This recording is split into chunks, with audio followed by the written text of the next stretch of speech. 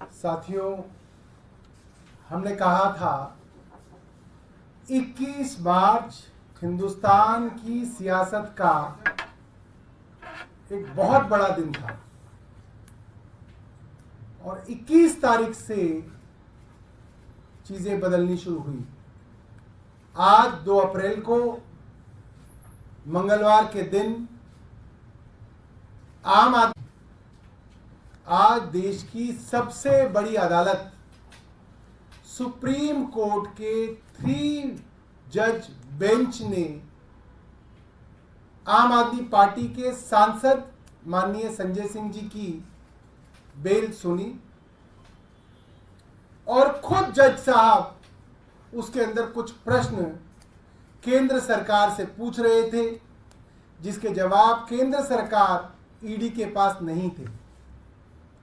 Court के प्रश्न थे,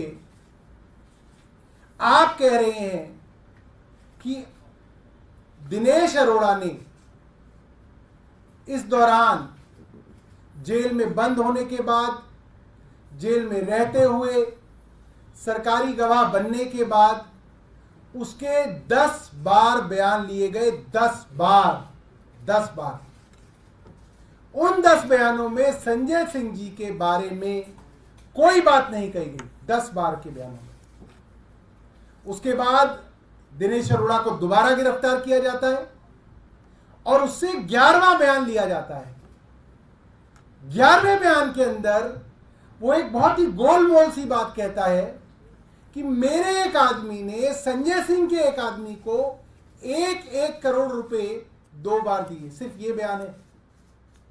उसका जो आदमी है उसकी कोई गवाही नहीं, संजय सिंह जी का जो आदमी है उसकी कोई गवाही नहीं। 1 करोड़ रुपए कहां है किसी को कुछ पता नहीं, कहां पहुंचे कोई पता नहीं, रिकवरी हुई कोई नहीं हुई, अटैचमेंट हुई कोई नहीं हुई। सिर्फ एक आदमी का बयान, एक आदमी का बयान जो 10 बार बयान दे चुका है और संजय सिंह जी के बारे में कुछ नहीं कहता, उसके ऊपर दबाव डाल के 11वां बयान कर लो और आप राज्यसभा का वो सांसद उठा लो जो केंद्र सरकार से सवाल पूछता है एक आदमी के बयान पे। इसका जवाब केंद्र सरकार के पास नहीं था। सुप्रीम कोर्ट का दूसरा सवाल था, क्या कोई पैसा रिकवर हुआ है, क्या कोई पैसा अटैच किया गया है? जब कोई पैसा रिकवर ही नहीं हुआ, अटैच ही नहीं हुआ, तो पीएमएलए कैसे लगा है?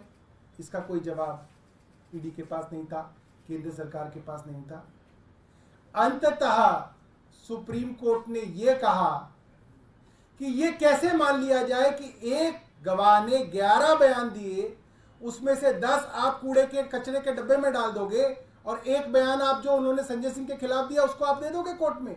ये कैसे फैसला कर सकते हैं आप? बाकी 10 बयान आपने रिकॉर्ड पे क्यों नहीं डाले हैं? इसका जवाब कुछ केंद्र सरकार के पास नहीं था। यह ठीक वही बात है जो मुख्यमंत्री जी ने राउज एवेन्यू कोर्ट में बोली कि एक एक आदमी से 7-7 बार बयान लिए गए हैं। 6 बार उसने कुछ नहीं बोला, आपने उनके बच्चों को जेल में डाल दिया, 6-6 महीने जेल में सड़ाया, फिर आपने मेरे खिलाफ बयान ले लिया, उस बयान पे आपने गिरफ्तार कर लिया। ठीक वैसी ही बात आज सुप्रीम कोर्ट ने पूछी, जिसके बारे में कोई जवाब केंद्र सरकार के पास नहीं था। और सुप्रीम कोर्ट ने लंच आते आते ईडी को यह कहा, अगर आप कोई इंस्ट्रक्शन लाते हैं तो लेके आइए, वरना हम इनको रिहा करेंगे और रिहाई में जो हम जजमेंट लिखेंगे वो आपके पूरे केस को तहस नहस कर देगा, उसके रिपरकशंस होंगे। और डर के ईडी के पास कोई रास्ता नहीं बचा, बजाय इसके कि संजय सिंह जी को बेल मिल सके। और एक फाइनल बात मैं आपको बता दूं कि जो सेक्शन 45 है पीएमएलए का, जिसकी वजह से अक्सर बेल नहीं मिलती, वो इतना कठिन और क्रूर सेक्शन है। वो सेक्शन में आपको अगर पढ़ के बताऊंगा तो उसके अंदर ये है, the court should be satisfied that the accused is not guilty of the offence. ये ट्विन कंडीशन है। और अगर कोर्ट इसमें जमानत दे रहा है तो इसका मतलब ये है कि कोर्ट को ये लगता है कि संजय सिंह जी बेगुनाह हैं। और ये कोई छोटा मोटा कोर्ट नहीं है, देश की सबसे बड़ी अदालत है जो संजय सिंह जी को आज बेल दे रही है। मुझे लगता है कि आज पूरे देश की लोकतंत्र के लिए एक बहुत बड़ा दिन है, बहुत खुशी का दिन है, बहुत उम्मीद का दिन है कि शायद कुछ लोग अब जेल से बाहर निकल के इस देश के लोकतंत्र को बचा लें। मैं आतिशी जी से कहूंगा कि वो अपनी बात रखें।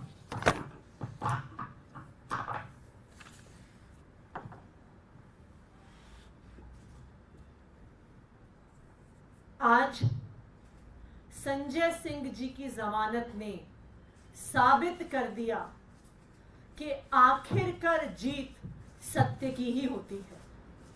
आप सत्य को दबा सकते हैं, लेकिन आप सत्य को मिटा नहीं सकते हैं। आज संजय सिंह जी की जमानत ने यह दिखा दिया। हमने देखा कि किस तरह से पिछले 2 साल से एक एक करके आम आदमी पार्टी के नेताओं को झूठे केसों में गिरफ्तार किया जा रहा था, फंसाया जा रहा था। पहले सत्येंद्र जैन जी को जेल में डाला, फिर मनीष सिसोदिया जी को जेल में डाला, फिर संजय सिंह जी को जेल में डाला, फिर अरविंद केजरीवाल जी को गिरफ्तार करके जेल में डाला। लेकिन आज संजय सिंह जी की जमानत ये बताती है कि आखिरकार जीत सत्य की ही होती है। आज संजय सिंह जी की कोर्ट प्रोसीडिंग्स में 2 महत्वपूर्ण बातें इस केस की पूरे देश के सामने आई हैं। सबसे पहला, जो सुप्रीम कोर्ट ने सवाल पूछा जिसका ईडी के पास कोई जवाब नहीं था कि मनी ट्रेल कहां है। आज इस इन्वेस्टिगेशन को होते हुए 2 साल हो गए। ईडी ने, सीबीआई ने 500 से ज्यादा अफसर लगाए इस केस की इन्वेस्टिगेशन में, लेकिन 2 साल में भी आम आदमी पार्टी के किसी नेता के पास 1 रुपया भी प्रोसीड्स ऑफ क्राइम का नहीं मिला। तो आज जब कोर्ट में पूछा गया कि पैसा कहां है, मनी ट्रेल कहां है, प्रोसीड्स ऑफ क्राइम कहां है, तो ईडी का कोई जवाब नहीं था इस सवाल को लेकर। दूसरी महत्वपूर्ण चीज, जो ईडी का सारा केस है जिसके तहत संजय सिंह जी को गिरफ्तार किया, मनीष सिसोदिया जी को गिरफ्तार किया, दिल्ली के मुख्यमंत्री अरविंद केजरीवाल जी को गिरफ्तार किया, सिर्फ और सिर्फ अप्रूवर्स के बयान के आधार पर है। ऐसे अप्रूवर्स जिन्होंने 1 बार, 2 बार, 3 बार, 4 बार पहले बयान दिए जिसमें आम आदमी पार्टी के किसी नेता के खिलाफ कोई एलिगेशन नहीं था, लेकिन उन पे दबाव बनाया गया, उनको धमकाया गया, उनको जेल में डाला गया जब तक उन्होंने आम आदमी पार्टी के नेताओं के खिलाफ गवाही नहीं दी। और जैसे ही वो आम आदमी पार्टी के नेताओं के खिलाफ गवाही देते हैं, गवाहियां बंद हो जाती हैं, स्टेटमेंट्स बंद हो जाते हैं, इन अप्रूवर्स को बेल मिल जाती है, जेल से बाहर आ जाते हैं। जैसे दिल्ली के मुख्यमंत्री अरविंद केजरीवाल जी ने राउज एवेन्यू कोर्ट में बताया था कि शरत रेड्डी, उसने 11 बयान दिए और दिल्ली के मुख्यमंत्री अरविंद केजरीवाल जी के खिलाफ कुछ नहीं बोला, लेकिन उस पर दबाव बनाते रहे, उसको महीनों तक जेल में रखा।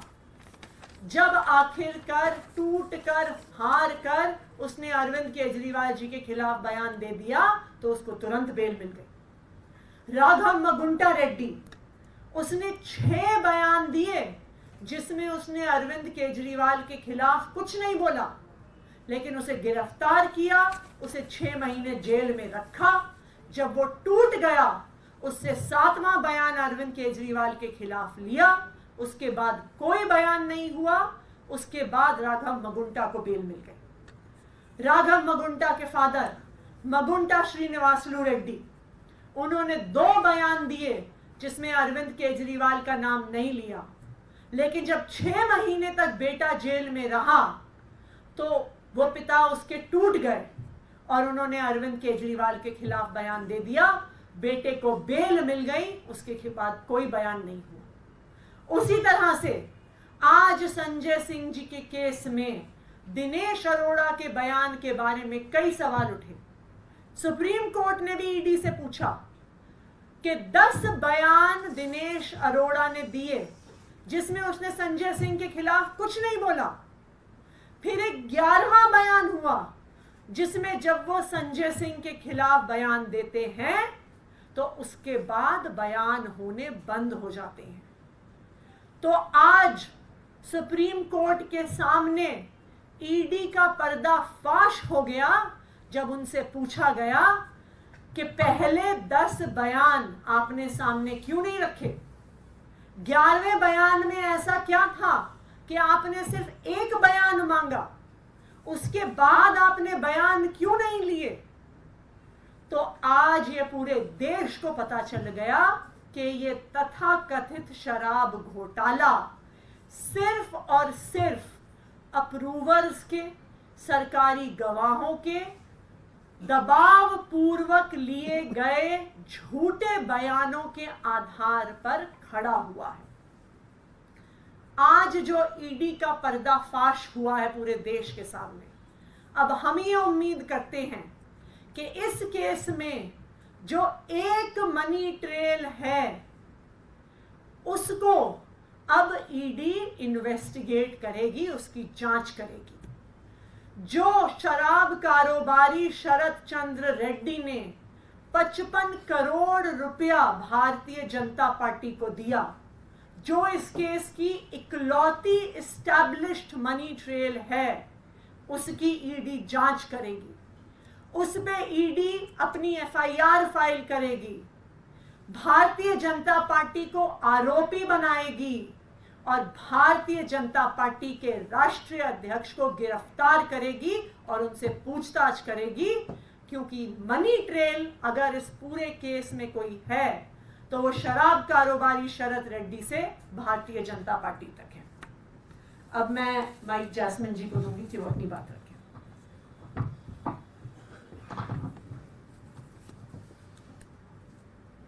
सबसे पहले मैं इतना ही कहूंगा कि सत्यमेव जयते। आज केवल आम आदमी पार्टी के लिए नहीं, देश के हर एक देशभक्त के लिए जिसको सच में विश्वास है, जिसको भारत के संविधान में विश्वास है, उसकी आज जीत हुई। आम आदमी पार्टी के जितने तमाम नेताओं को इस फर्जी शराब घोटाले में कैद किया हुआ है, गिरफ्तार किया हुआ है, उनमें से आज हमारे सांसद संजय सिंह जी को सुप्रीम कोर्ट ने बेल ग्रांट करी है।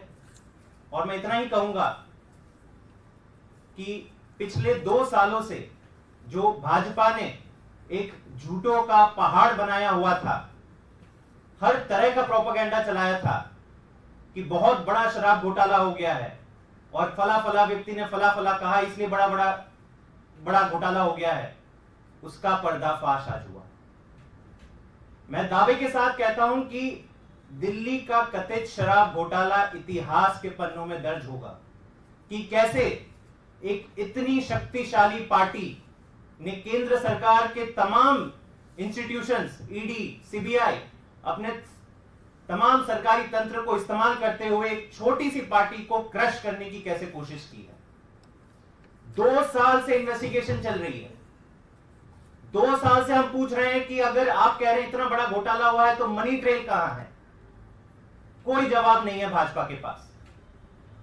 अब तक कहते आ रहे थे कि नहीं मनी ट्रेल मिलेगी, लेकिन हमारे पास पुख्ता गवाहों के बयान है। तो मतलब गवाहों के बयान के आधार पर यह पूरा केस खड़ा किया था। आतिशी जी और सौरभ जी ने बताया कि ये किस प्रकार के बयान इन गवाहों के द्वारा लिए गए, कैसे खुलेआम कानून का मजाक बनाया गया।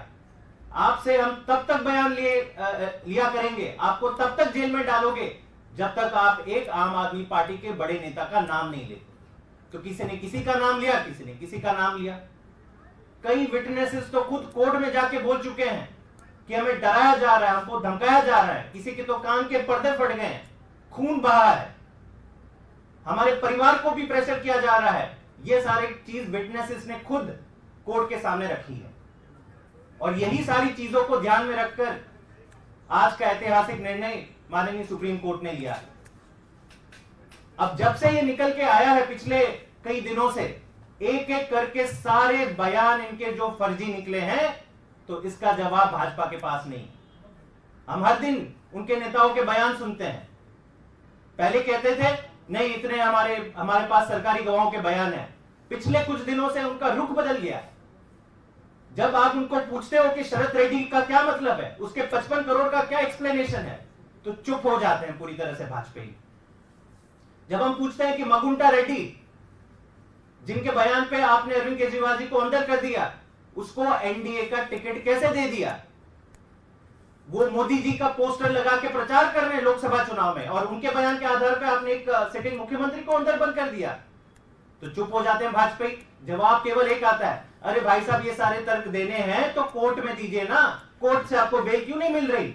मतलब जवाब कुछ नहीं है उनके पास, केवल ये कहते हैं कि नहीं कोर्ट से बेल नहीं मिली, मतलब आप लोग दोषी हो। आज जब ये सारी सुनवाई सुप्रीम कोर्ट में हुई और आज जो डिसीजन आया, मेरे ख्याल से आज भाजपा को, देश को जवाब देना चाहिए कि क्या मजाक बना दिया है आपने पूरे देश का, देश के कानूनी व्यवस्था का। पूरा का पूरा फर्जी केस आपने एक पार्टी के तमाम शीर्ष नेतृत्व को अंदर बंद कर दिया, उल्टा धमकी दे रहे हैं। आतिशी जी को धमकी आई है, सौरभ भारद्वाज जी को धमकी आई है, दुर्गेश पाठक, राघव चड्ढा कह रहे हैं कि अब दूसरी और तीसरी पंक्ति के नेताओं को भी जेल में डाल देंगे। गजब की तानाशाही है। मेरे ख्याल से आज देश की जनता, देश के हर एक देशभक्त को गर्व होना चाहिए कि भारत की कानून व्यवस्था और संविधान ने सच का साथ रखा है। और कुछ ही दिनों की बात है कि ये पूरा का पूरा जो मैं कह रहा हूं कि झूठों का पहाड़ बना है, वो पूरी तरह से बिखर जाएगा। एक बात मैं अपने भारतीय जनता पार्टी के मित्रों के लिए कहना चाहता हूं। आप सब इस चीज को देखेंगे, इसलिए मैं आपको आगाह कर रहा हूं। अब तक भारतीय जनता पार्टी के लोग ये कहते थे बेल नहीं मिल रही, इसका मतलब जरूर कुछ किया वरना बेल मिल जाती। केंद्र सरकार से पूछ रहे थे, जिसके जवाब केंद्र सरकार ईडी के पास नहीं थे। कोर्ट के प्रश्न थे, आप कह रहे हैं कि दिनेश अरोड़ा ने इस दौरान जेल में बंद होने के बाद, जेल में रहते हुए, सरकारी गवाह बनने के बाद उसके 10 बार बयान लिए गए। 10 बार। उन 10 बयानों में संजय सिंह जी के बारे में कोई बात नहीं कही गई। 10 बार के बयानों में। उसके बाद दिनेश अरोड़ा को दोबारा गिरफ्तार किया जाता है और उससे 11वां बयान लिया जाता है। 11वें बयान के अंदर वो एक बहुत ही गोलमोल सी बात कहता है कि मेरे एक आदमी ने संजय सिंह के एक आदमी को 1 करोड़ रुपए 2 बार दिए। सिर्फ ये बयान है। उसका जो आदमी है उसकी कोई गवाही नहीं, संजय सिंह जी का जो आदमी है उसकी कोई गवाही नहीं।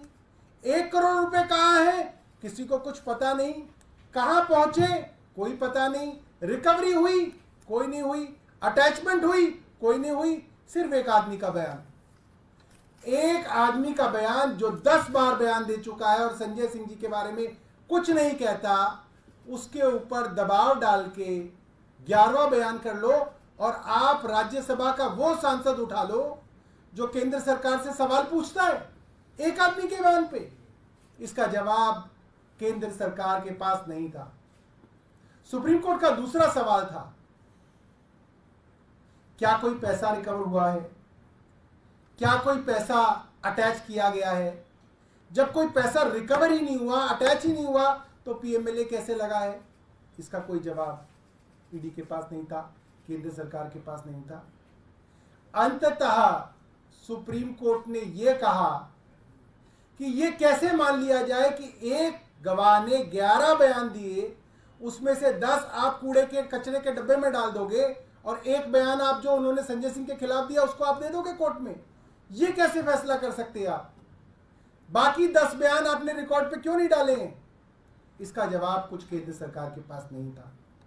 ये ठीक वही बात है जो मुख्यमंत्री जी ने राउज एवेन्यू कोर्ट में बोली कि एक एक आदमी से 7-7 बार बयान लिए गए हैं, 6 बार उसने कुछ नहीं बोला, आपने उनके बच्चों को जेल में डाल दिया, 6-6 महीने जेल में सड़ाया, फिर आपने मेरे खिलाफ बयान ले लिया, उस बयान पे आपने गिरफ्तार कर लिया।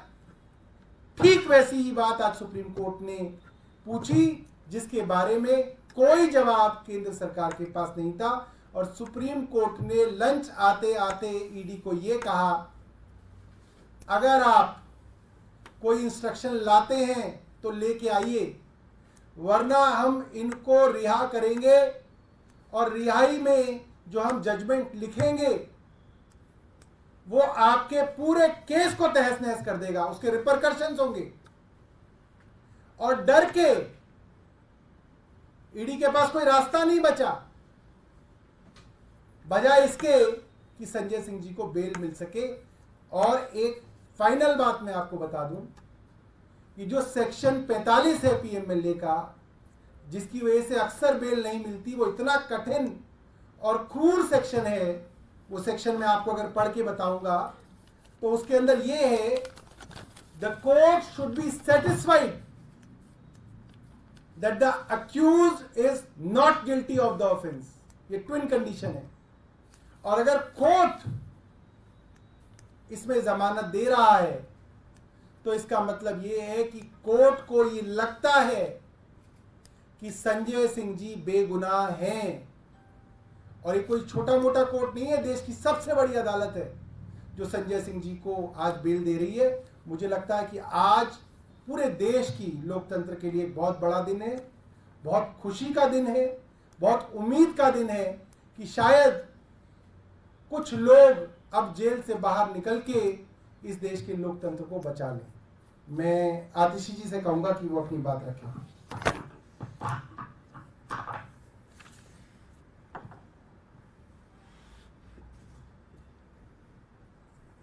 आज संजय सिंह जी की जमानत ने साबित कर दिया कि आखिरकार जीत सत्य की ही होती है।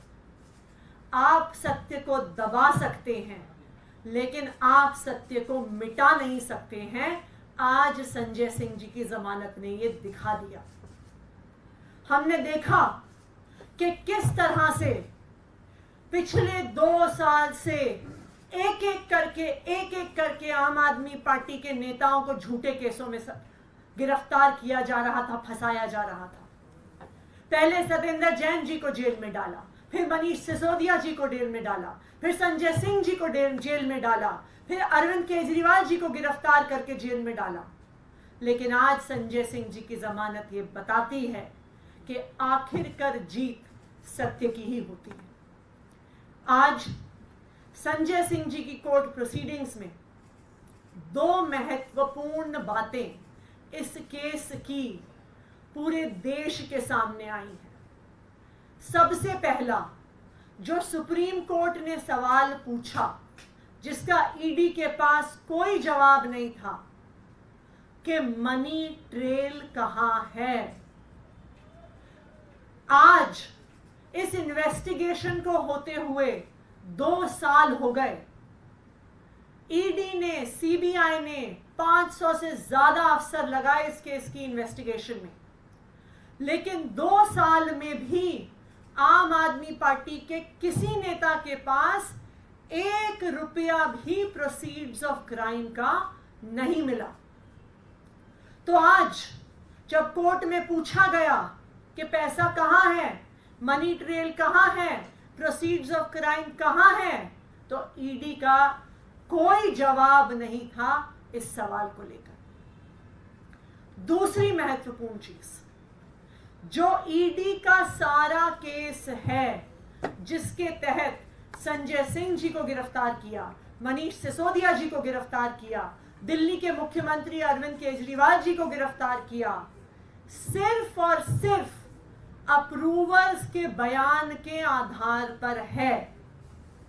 ऐसे अप्रूवर्स जिन्होंने 1 बार, 2 बार, 3 बार, 4 बार पहले बयान दिए जिसमें आम आदमी पार्टी के किसी नेता के खिलाफ कोई एलिगेशन नहीं था, लेकिन उन पे दबाव बनाया गया, उनको धमकाया गया, उनको जेल में डाला गया जब तक उन्होंने आम आदमी पार्टी के नेताओं के खिलाफ गवाही नहीं दी।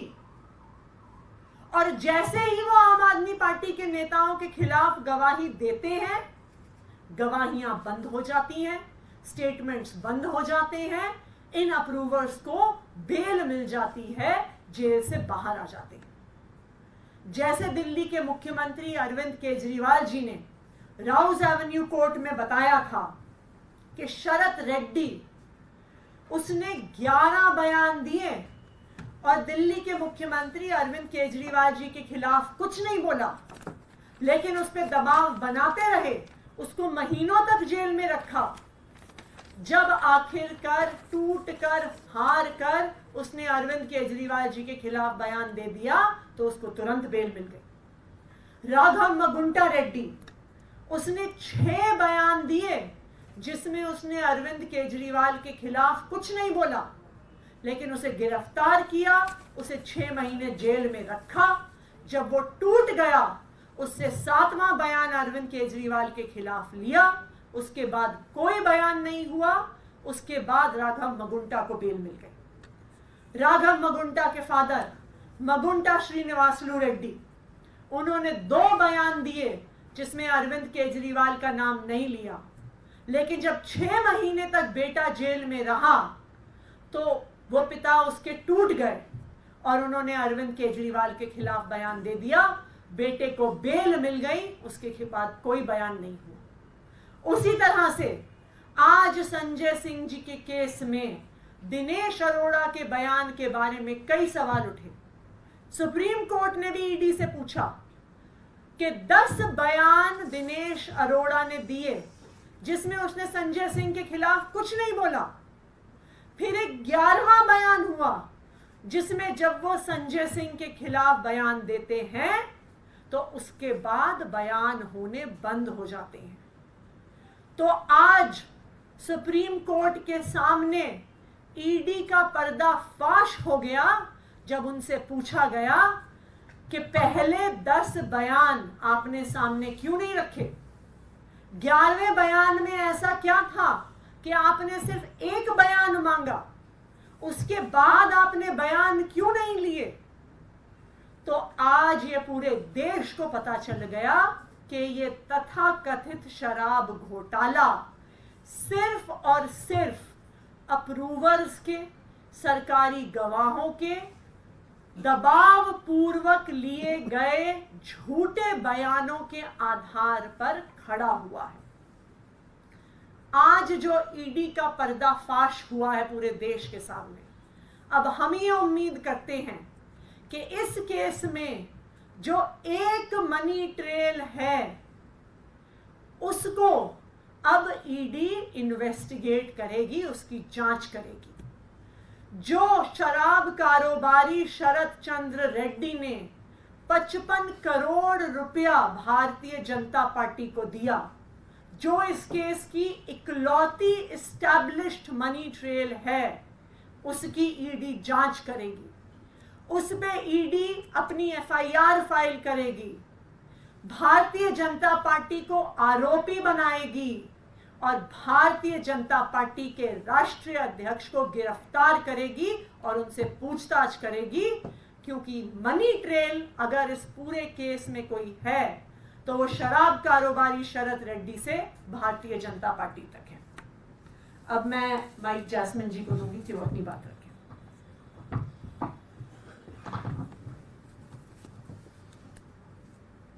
सबसे पहले मैं इतना ही कहूंगा कि सत्यमेव जयते। आज केवल आम आदमी पार्टी के लिए नहीं, देश के हर एक देशभक्त के लिए जिसको सच में विश्वास है, जिसको भारत के संविधान में विश्वास है, उसकी आज जीत हुई। आम आदमी पार्टी के जितने तमाम नेताओं को इस फर्जी शराब घोटाले में कैद किया हुआ है, गिरफ्तार किया हुआ है, उनमें से आज हमारे सांसद संजय सिंह जी को सुप्रीम कोर्ट ने बेल ग्रांट करी है। और मैं इतना ही कहूंगा कि पिछले 2 सालों से जो भाजपा ने एक झूठों का पहाड़ बनाया हुआ था, हर तरह का प्रोपेगेंडा चलाया था कि बहुत बड़ा शराब घोटाला हो गया है और फला फला व्यक्ति ने फला फला कहा इसलिए बड़ा घोटाला हो गया है, उसका पर्दाफाश